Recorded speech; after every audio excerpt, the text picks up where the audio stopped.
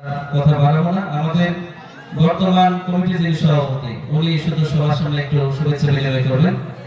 শামীম মোল্লা সাহেবকে অনুরোধ করছি। আসসালামু আলাইকুম। কেমন আছেন আপনারা? আলহামদুলিল্লাহ। আল্লাহ পাকে লাখ লাখ শুকরিয়া যে এত সুন্দর একটা পরিবেশে আমাদের ঈদের জামাত আমরা পরিপূর্ণভাবে আদায় করতে পারছি। আলহামদুলিল্লাহ। আলহামদুলিল্লাহ। আমরা ছোট ছোট কিছু উদ্যোগ নিচ্ছি। অ্যাকচুয়ালি ওইরকম বড় পরিসরে করতে পারি নাই। 24 জন বা 25 জনের মতো আমরা এক বস্তা করে চাল দিচ্ছি। আপাতত এটা শুরু করছি। আপনাদের সবার সহযোগিতা যদি পাই সামনে গিয়ে হয়তো অনেকেই এখন লাভ করছেন, সামনে গিয়ে হয়তো আরো বেশি পরিসরে পাবেন ইনশাআল্লাহ।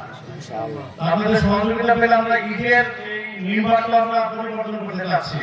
একটু ইমাম সাহেব যদি বয়ান করে বা নামাজ পড়ে বাইরে বের হয়ে করতে হচ্ছে, অনেকে দেখা যাচ্ছে না বা পরিবেশটা একটু আরেকটু ভালো হয় যদি নির্বাচনটা পরিবর্তন করতে পারি আর কি। আমরা আপনাদের সবার সহযোগিতা পেলে এটা আমরা উদ্যোগ নিব।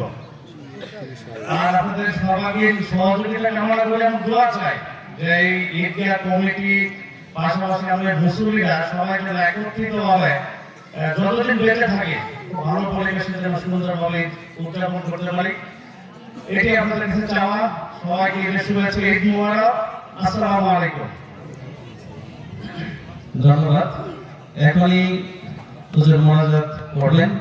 আর আমাদের আজকের ওই ঈদগাহ কমিটি আমাদের নতুন সেক্রেটারি মানে সাধারণ সম্পাদক সকলের সম্মতিতে পরামর্শের ভিত্তিতে যিনি নির্বাচিত হয়েছেন আমাদের অত্র এলাকারই আরেক কৃতি সন্তান আকন্দবাড়ি জনাব আতিকুর রহমান আকন্দ, উনি হচ্ছেন সাধারণ সম্পাদক। সবাই দোয়া করবেন এই ঈদগাহ কমিটিকে যেন ভালো এবং কল্যাণমূলক কাজের মাধ্যমে সামনে দায়িত্ব পালন করতে পারে। আল্লাহ তৌফিক দান করুন। আমি হুজুরকে অনুরোধ করছি মোনাজাত পরিচালনা করার জন্য। আসসালামু আলাইকুম।